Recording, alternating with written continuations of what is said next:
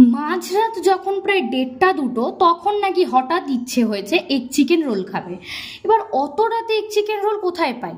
হ্যাঁ, জোম্যাটো সুইগিতে অর্ডার করলে হয়তো পাওয়া যাবে, কিন্তু অর্ডার করে অত রাতে যতক্ষণে ডেলিভারি হবে ততক্ষণে সকাল হতে যায় প্রায়।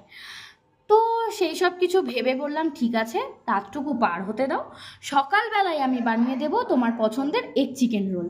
তাই তো ব্রেকফাস্টে আর অন্য কিছু না বানিয়ে ওর পছন্দের আর আবদারের এগ চিকেন রোলই বানাতে বসলাম। আবদার করেছে বলে কথা, আবদার তো রাখতেই হবে।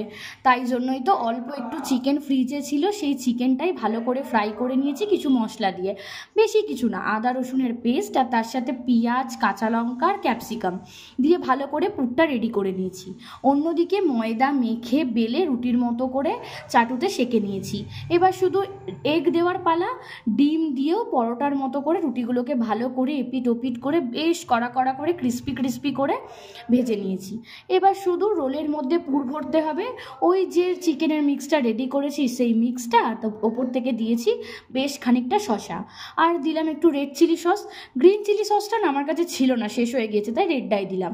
আর তার সাথে দিয়েছি টমেটো সস, ওপর থেকে ছড়িয়ে দিয়েছি কিছুটা বিট নুন। তাড়াহুড়ো চোটে না প্লেন পেপার আর খুঁজে বের করতে পারিনি, তাই যেই পেপার ছিল ডায়েরির পেজ সেটাকেই রোল করে দিয়েছি।